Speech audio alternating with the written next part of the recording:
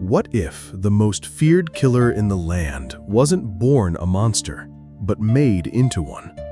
What if, at the edge of his darkest moment, he met not an enemy, but compassion? In a world where punishment is easy and forgiveness is rare, comes a tale that asks us to look deeper, beyond fear, beyond hatred, into the raw, painful possibility of change. This is not just the story of a murderer. It is the story of a man named Angulimala, and the day he met the Buddha on a quiet forest path. And perhaps it's also a story about us. Before the name Angulimala became a whisper of terror, he was known by another name, Ahimsaka, meaning the harmless one. Born into a respected Brahmin family, Ahimsaka was bright, kind-hearted, and full of promise. His parents, well-versed in the Vedas and steeped in the spiritual traditions of their lineage, raised him with the hopes that he would one day become a great scholar or healer. From a young age, he stood out not only for his intellect, but for his gentle spirit. Animals seemed to calm in his presence. He was the type of child who would free a bird tangled in twine or help an elderly traveler cross a muddy path. When he came of age, Ahimsaka was sent to Taxila, a great center of learning, where students from all over the land studied under master teachers. There, he excelled in every subject: philosophy, medicine, astrology, rhetoric, even martial arts. His teacher admired his brilliance and dedication. Other students, however, grew jealous. One by one, whispers began to spread in the teacher's ear. Ahimsaka disrespects you behind your back. He's planning to take your place. Slowly, poison dripped into the well of trust. The teacher, once a mentor and father figure, began to look at Ahimsaka with suspicion. Wanting to be rid of him without overt shame, the teacher devised a cruel test. He told Ahimsaka, "To complete your studies, you must make the ultimate offering. Bring me 1,000 fingers from 1,000 human beings.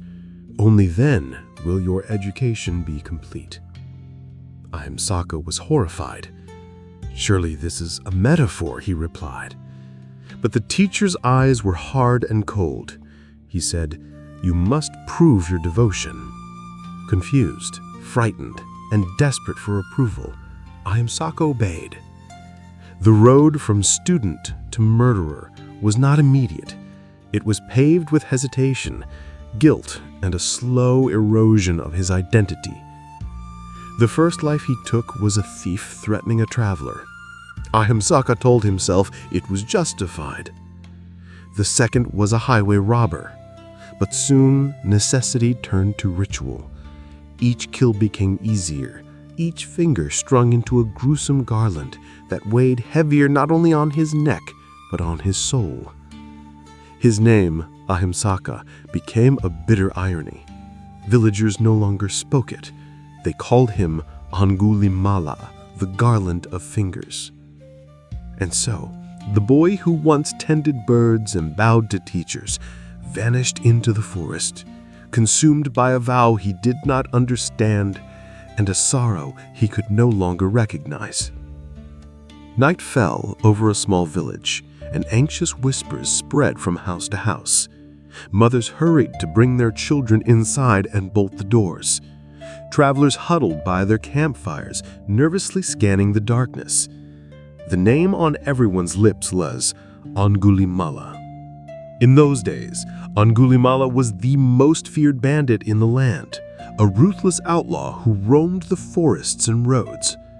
His name itself struck terror, for Angulimala meant garland of fingers. It was said he had murdered countless people and wore a grisly necklace of their finger bones around his neck. Some claimed he was a demon. Others said a madman. All knew that if Angulimala was nearby, no one was safe.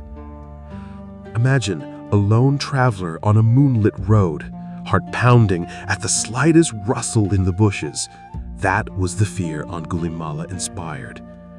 He was determined to fulfill a dark vow, to collect 1,000 fingers from his victims. Why he had vowed this was a tale of tragedy and misguidance, but no matter the reason, by now he was close to his awful goal, with 999 fingers already strung on his bloody garland. Only one more victim remained to complete his pledge. Soldiers and vigilantes had tried to capture him, but he was cunning and strong, always evading and leaving behind a trail of chaos. Villagers prayed for a miracle to end his reign of terror.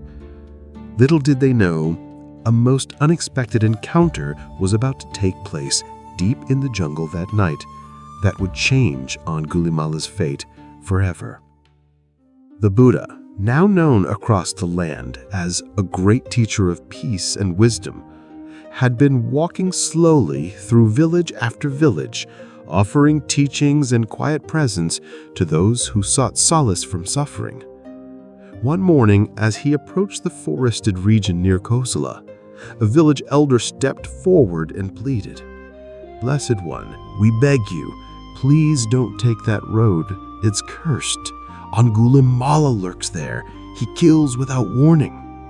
Others joined in, faces pale with worry. Even the king's soldiers feared him. "He's not a man, he's a beast." But the Buddha looked at them calmly and said only, "If I do not go, who will?" And with that, he stepped alone into the path everyone else feared. No guards, no weapons, just a saffron robe flowing in the wind and a mind unmoved by fear. In the forest, the birds scattered from the trees as Angulimala emerged from his hidden perch. From a distance, he saw a lone monk walking with grace and ease along the path, utterly unaware, or so he thought, of the danger ahead. Angulimala licked his lips. "Fate smiles on me," he growled. "This fool shall be my 1,000th." He gripped his sword, the blade stained and jagged from years of carnage. A necklace of dried, shriveled fingers swung across his chest as he leapt forward with the speed of a wild animal. His breath burned in his lungs. The ground trembled beneath him. Branches cracked and birds screamed as he thundered through the underbrush. But then, something strange happened. No matter how fast he ran, no matter how furiously he pushed his body forward, the monk ahead did not grow any closer. The Buddha, walking at a gentle, unhurried pace, seemed always just a few steps ahead. Confused, he pushed harder. His heartbeat roared in his ears. He had outrun deer and warriors, stalked his prey with unmatched precision. But this time, something was different. Was it the monk who moved swiftly, or was time itself slowing him down? Infuriated, he screamed, "Stop, monk! Stop right there!" And then something even more unsettling happened. The monk did not run. He did not hide. Without turning his head, the Buddha's voice came softly, firmly. "I have stopped, Angulimala. It is you who have not stopped. Your feet may pause, but your heart still runs wild with violence." Those words, simple yet sharp, sank into the bandit's mind like a stone dropped into deep water. And for a moment, everything stilled. Time seemed to slow. His sword, once so heavy with purpose, now felt meaningless in his grip. The garland of fingers, the very symbol of his legacy, suddenly felt like a chain. And deep within him, something shifted. It was not logic that moved him, not fear, but a strange, aching awareness that he was not free, that he had never been free, that he had become trapped in a life of cruelty he didn't fully choose, yet had never dared to stop. He stared at the Buddha, not as a prey, not as a target, but as a man seeing a mirror for the first time. In that reflection, he no longer saw a monster. He saw a boy who once had a name, Ahimsaka, meaning the harmless one. A boy with dreams, with kindness, with love, before it was twisted, before it was broken. For a long moment, the forest was silent. Angulimala stood frozen, sword trembling in his grip. His breath came in ragged bursts, not from exhaustion, but from something deeper, older, a weariness of the soul. He looked down at his own hands, hands that had stolen lives, hands drenched in karma, and suddenly they felt foreign, as though they belonged to someone else. Then he looked at the monk before him. The Buddha didn't flinch, didn't preach, didn't judge. He simply was, calm, rooted, present. In that stillness, Angulimala felt something crack open inside. He dropped the sword. It hit the forest floor with a soft thud, swallowed by leaves and dirt. Then with a trembling hand, he removed the gruesome garland from his neck. For years, it had been his identity, his legacy. Now it felt like a noose. He cast it aside like a snake shedding old skin. And then he knelt. This man who had made an empire of fear, who was once the nightmare in every traveler's mind, bowed his head to the Buddha, tears silently streaming down his cheeks. "Please," he whispered, I don't know who I am anymore. But if there is a path, another way to live, show me." The Buddha stepped forward and placed a hand gently on his shoulder. Not as a victor over a defeated enemy, but as a teacher welcoming a student. As a human recognizing another's pain.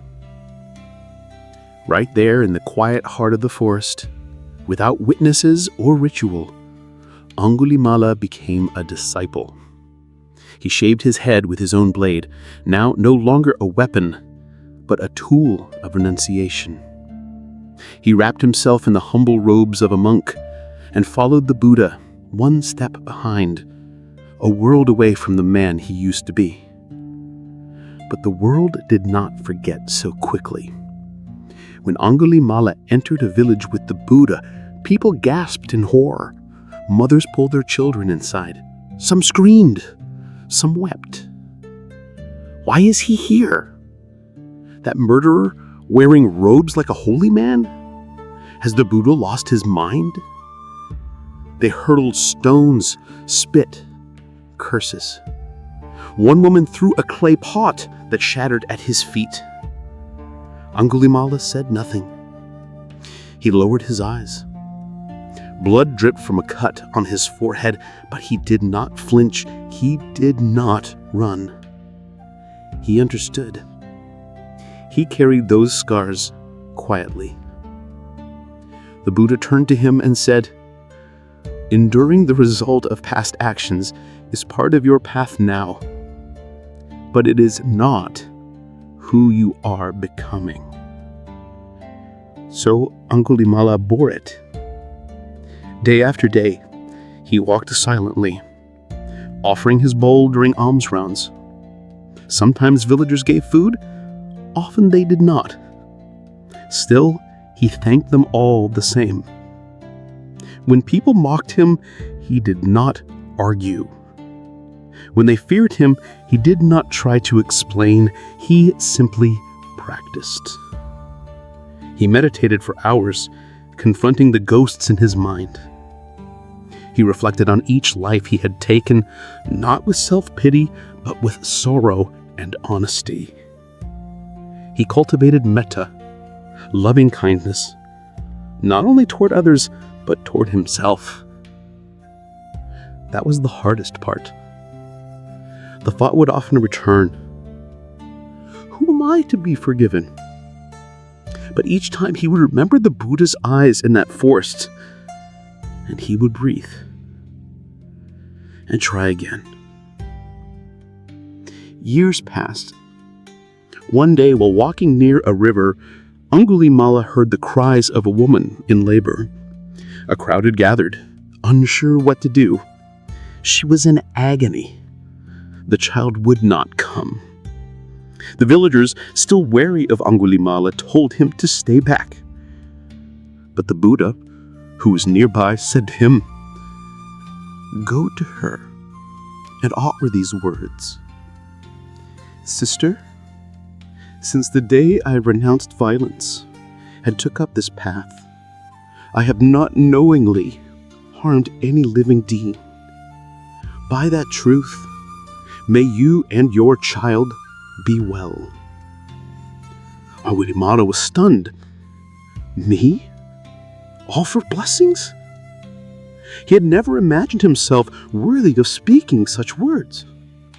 But the Buddha nodded. Let your past be your foundation, not your prison. So Angulimala knelt beside the woman and gently repeated the phrase.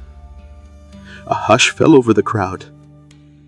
Moments later, the child was born, healthy and crying. The mother wept with relief. The villagers looked at Angulimala with new eyes. Suspicion still lingered, but something had shifted. That day, he was no longer just the bandit who once terrorized the land. He was also the monk who had helped bring life into the world. In time, Angulimala attained arahantship, full enlightenment, not because he was perfect, but because he faced himself fully and walked the path without turning away. His final words before passing into peace were said to be, "Once I was the slayer of many. Today I harm no one. The past is burned away. The fire within has gone out." Angulimala's life is one of the most extraordinary stories of redemption in Buddhist history. Not because he became holy overnight, but because he proved that no one is beyond change. The path was hard. Forgiveness was not instant. But through guidance, humility, and persistent practice, even a man who wore a garland of death could find a way to lay it down and walk forward in peace. And for us, this story asks, what garlands do we carry that we are ready to put down? What violence, outer or inner, have we not yet stopped? Angulimala shows us that even in the darkest of forests, the light of compassion can still find us if we're willing to pause and truly stop. As we reach the end of this story, take a moment. Close your eyes if you can. Breathe in slowly. And ask yourself, where am I still running?